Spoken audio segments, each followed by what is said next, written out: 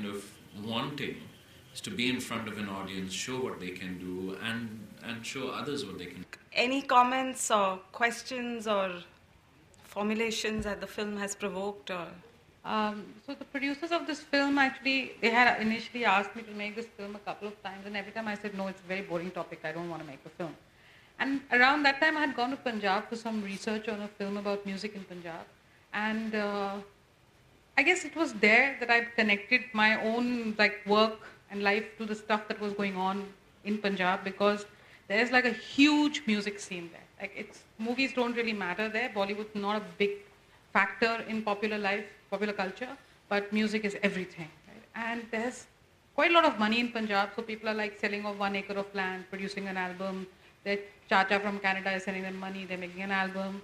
But there's this huge control of music companies, primarily T-Series, on the space, and all this struggle where people can't sing their songs, or their stuff gets pirated the moment it's out. So in some sense, I guess all of that was very big, and there was a big push at the time from music companies to really shut down all the piracy. It sort of threw open all these questions about actually what's the relationship between artists, art, and public. Because the corporate kind of takes it over completely.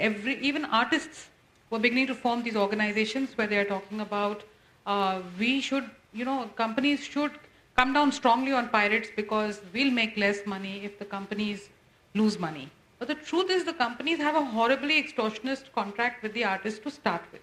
If you have made music for a film company, it doesn't mean that because the company earns more money, you'll earn more money. That's not the kind of negotiation artists are able to do with the company. So it's strange how artists take on the same ideology as the company in the way that they deal with the public. So I guess in many ways the film was trying to explore how the relationship between people, art, and artists has been kind of disconnected by the corporate, and how with the change in technology, the very thing that created this technology is being dismantled by that technology. So capitalism, which is the edifice inside which all this happens, is kind of being made unsustainable by the coming of piracy and by the new kind of media technologies that we have right now. And it throws up really peculiar questions for independent artists, actually, for us, because we have to make some strong political decisions on the basis of this new world we're in, and maybe also completely new creative plans than we've traditionally done, right?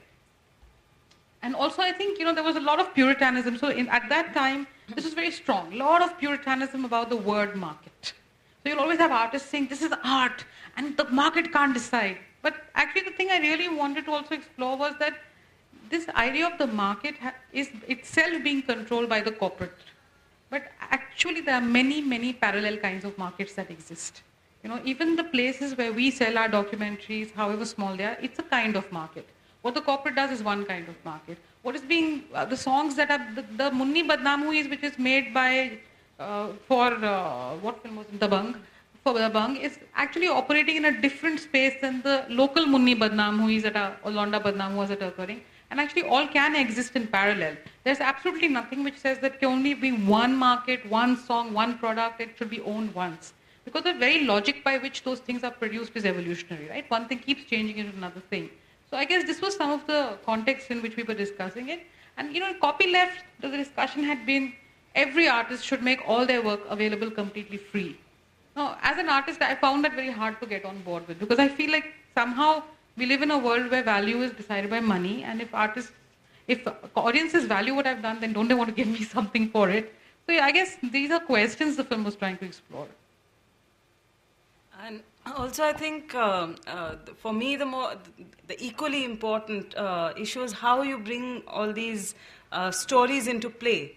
It's unlikely to imagine that you will hear an archivist of Hindustani classical music alongside a performer of Londa Badnaam Hua, alongside a hard metal band. So throwing these various universes together into this kind of an essay form is, again, something that I think is very valuable and very, very important within this whole debate as well. So a little bit about that. So, one of the most interesting things I found was that actually at the end of the film, the heavy metal fellows, they're actually saying the same thing that the classical music archivist is saying, right? That the CD is not the thing.